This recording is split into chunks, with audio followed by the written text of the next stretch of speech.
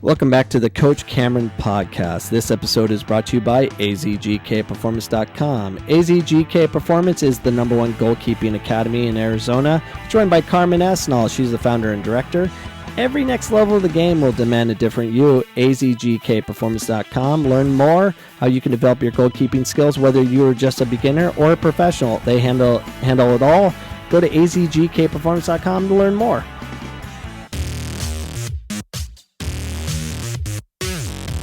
Yeah, AZGK Performance is ridiculous, like awesome. I was there last night and they gave me a bunch of free stuff. Like, I got my mask. Look, I got my mask. It has it's green, so I have green screen behind me. That's why it's showing see-through. But if you want to sponsor my podcast, I'm pretty cheap. Right now I am because my analytics aren't the greatest. They're average. Yeah, so my audio podcast is actually doing really good. My YouTube station, I'm actually getting back into it, posting 5 times a day. Probably overkill, but I'm trying to learn. If you want to go to my YouTube channel for all my audio listeners, you can go to youtube.com/Coach Cameron Soccer. So go there and you can actually see the video portion of my podcast, not to take away from my audio analytics, but I just want to give you opportunities to see more of me. But first up on this episode, 528, ex-soccer player once claimed that he was late to practice in Chile because he was abducted by aliens, former teammates say. Is it a joke? I don't know. A former Argentina soccer player, Guillermo Moreno, came up with quite the story for why he was late to practice with the Universidad de Chile of the Chilean Primavera division. An ex-teammate recalled Tuesday. Gustavo Llorente told Mexico Lado B and Marino were playing for the club from 2011 to 2013. And Marino one time gave a wild excuse for being late to practice, according to ESPN. He expressed to the outlet that he was going to explain the story because Marino told him to. Okay. He says that he arrived late to one of the training sessions because he was abducted by aliens. He gave us the entire explanation of what he felt and the rest of it, Llorente said. There are cases where the player says, I left and I came back 2 days later because I was kidnapped by aliens. But Guillermo is not that kind of player. He's a proper guy. Everyone knows Guillermo Moreno. He's just a good person. He doesn't make up stuff like this. So Llorente continued. He started to explain that he suddenly was lost and abducted by aliens. He explained that they take out your soul, analyze it, and while on the journey, they are looking after you. He said something like that. Kind of like an angel. Honestly, I believe in aliens. He gave a great explanation, and we have to believe him. Have to. I don't know other types of channels. We'll have to call him so we can tell it better. But in any case, he was abducted by aliens, he added. Llorente said Marino studies aliens during his free time, and he explained it, made it feel like it was true. He added that he was unsure whether Marino told then Universidad de Chile manager Jorge Sampaoli. Okay, so this could be obviously, it's probably a joke, and somehow it made it to ESPN.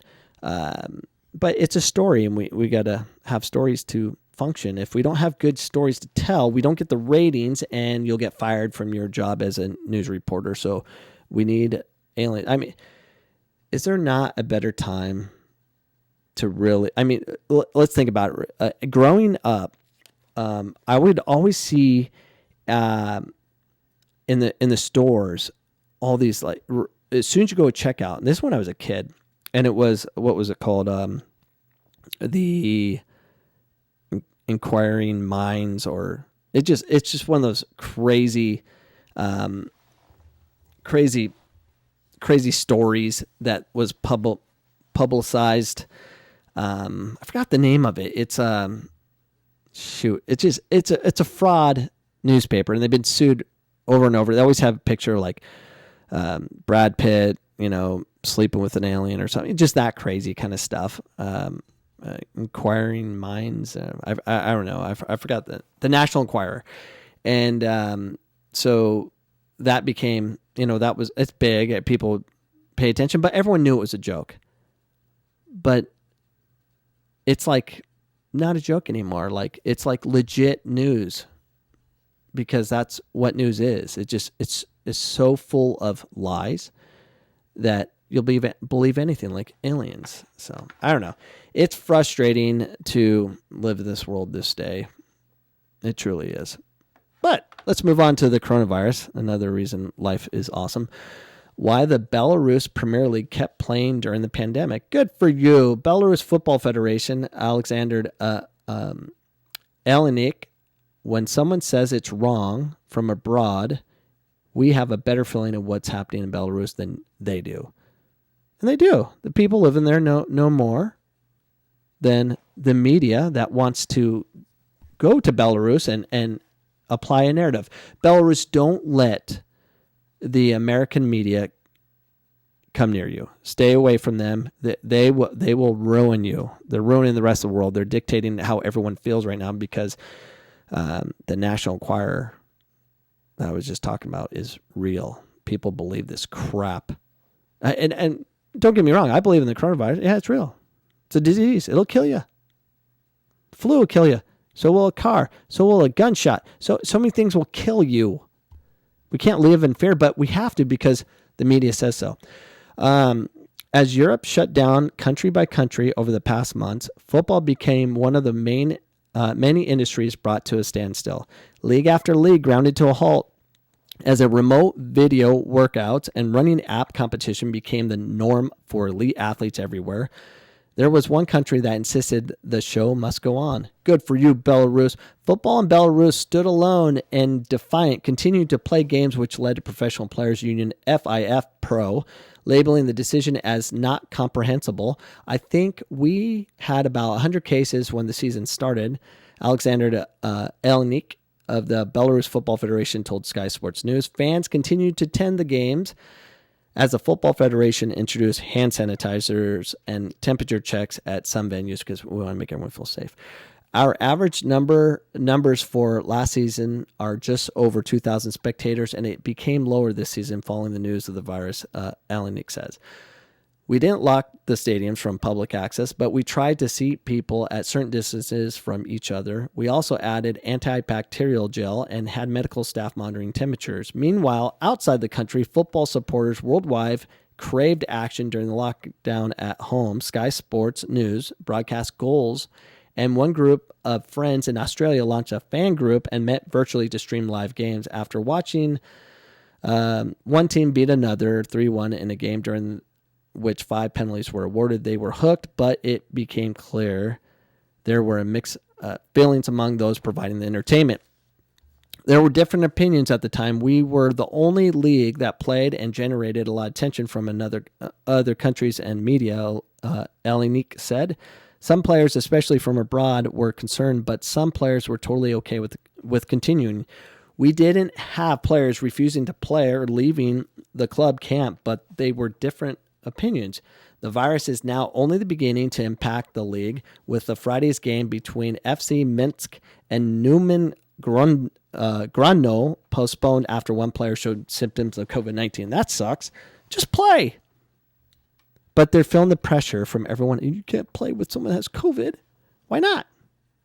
I guarantee there's people in fans that have COVID, and you're going to cancel. Are you kidding me? A player. They're healthy. Get COVID real quick. Just play. If Michael Jordan can play with the flu and win a championship, you should be able to do the same with COVID. Look, I won a game and score the game winner with COVID. We're missing the opportunities to tell stories because we're taking out risk. One thing in translation and the other is context, said Alenik. I really wouldn't like to comment on this because if you comment, the media will come and destroy you. The decision our FA makes is based on all the information we get from health authorities. It's hard to give precise comment about something going on in another country when the virus got worse, the borders were closed. All right, good for you, Belarus. Don't bow down to these people. You run the country how you want to run it. It's called freedom. Do your thing. Be you. do what you want. I appreciate you for being free. Just don't fly to our country, right? All right, so soccerwire.com, the letter to the editor, fed up with youth soccer clubs stealing players. This was legit.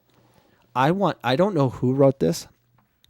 I'm going to find out. I'm going to email SoccerWire after this podcast and find out who wrote this, because I want to have them on as a guest, because they're amazing. I would actually pay for this person to be on guest. I really appreciate his comments. Just kidding, I have no money. I am speaking out concerning what I feel is a massive issue facing our soccer organizations, and most importantly, our youth soccer players. This year has set a new low in the mission to provide an environment where our kids can thrive and adults foster long-term participation in the sport that sees a large-scale drop-off by the age of 13. As a collective group, we are failing to properly serve the youth soccer communities in the United States. That's been going on forever. What I'm referring to is the business of youth soccer, which was led to widespread theft of players from smaller or perhaps just more ethical, responsible clubs. It infuriates me to know that certain organizations, despite what they preach, do not in any way put the player first. That is absolutely true. This guy is brilliant. Or woman, I don't know who it is. The purpose of team officials and leaders is to help our youth reach their full potential on and off the field. Organizations should fulfill this extremely important obligation with the youth's best interests in mind. What I've seen and heard this year is a word full of promises that are likely to go unfulfilled. Players' heads have been filled with the idea that the path to their dreams is narrow and can only be fulfilled in a certain colored jersey. Worse is there are many coaches and directors that do a great job developing the right kind of player that will actually push the overall game forward. And their players get fed the idea that it's wrong, and these coaches are actually going to hurt the players' chances of reaching their goals. This is so true. I went through it. That's why I'm a cynic. That's why I don't coach anymore.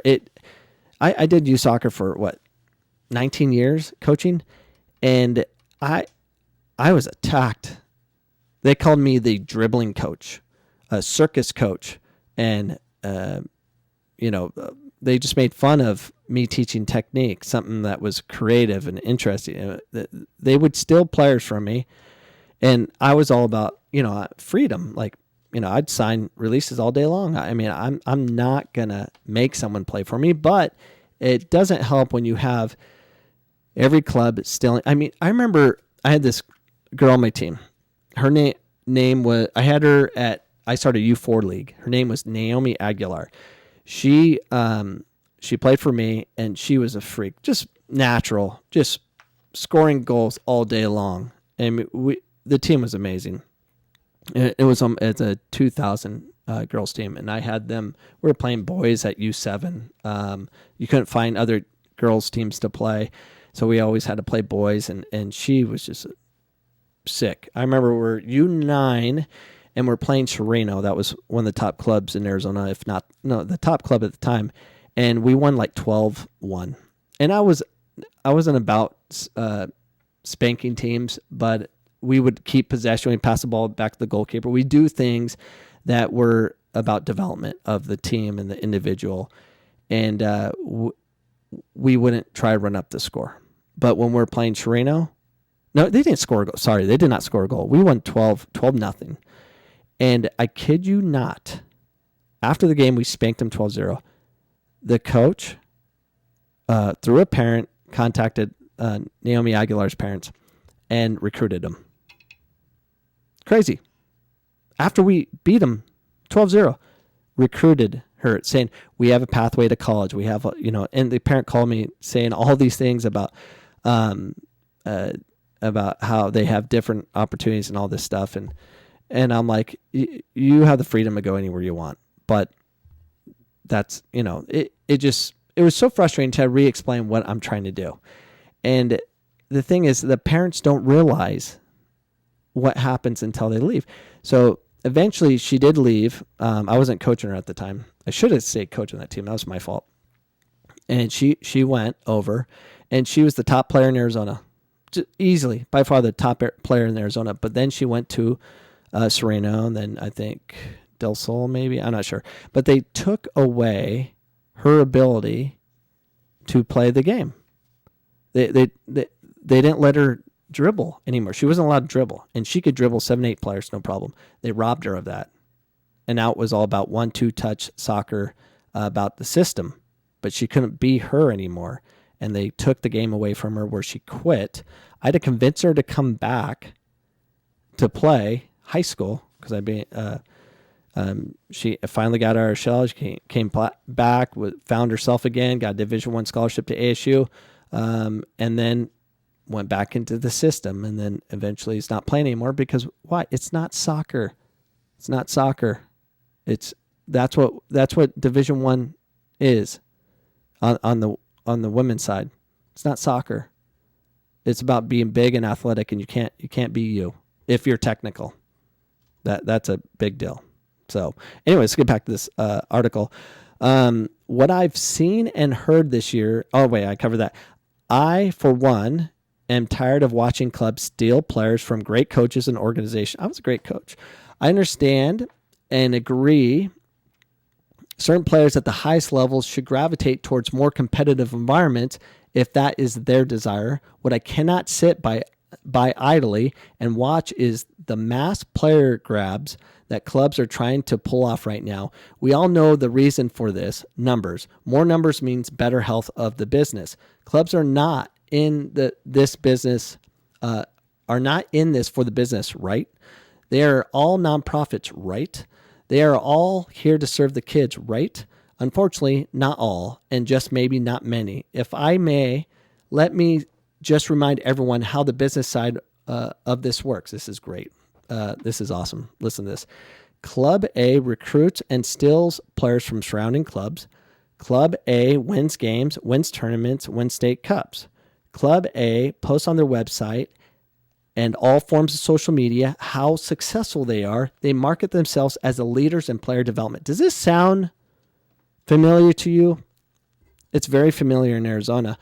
The result is that it attracts more players who might be a little better than average to go to Club A. So the cycle is perpetuated. The moment someone comes in, the lowest player on the totem pole gets pushed out. Why? That is a great question. And I remember a friend of mine posted on Facebook that they had a kid. He was kind of like looking for, validation. What he did was right, which it was wrong. Because I've been coaching this girl for the last 4 years, and it was the toughest thing in the world for me to do. I had to let her go because of tryouts. And I'm like, so I commented, I'm like, really? I'm like, and I did a podcast about it too, but I said, you cut a girl that you developed. And you said she had the right character, right? He talked about how great this person was, but had to cut her. That's your fault. You're the one that developed her. I never cut players. I took what I had, and I would never cut. I developed that team, and we were darn good, and we beat some amazing teams. Anyways, you develop the player. That's what we have to do. Whether rather than commit to developing the player, they commit to the player that gives them the best chance to win. Let's not forget, many of these players were developed elsewhere. In some cases, all of them were. Yet the marketing message will still be, we are number one in player development. We will get your kid a Division I scholarship.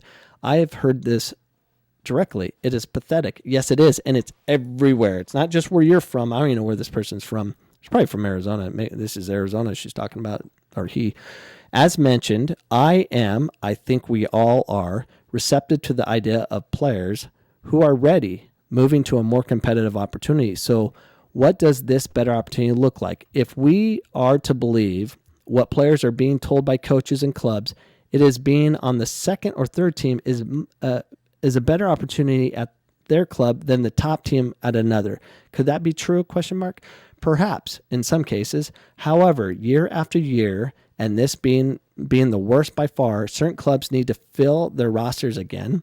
with new players from the rivals of neighboring small clubs. It begs the question, if what you are providing these kids is so extraordinary, why do you again and again need to steal from other clubs to fill your rosters?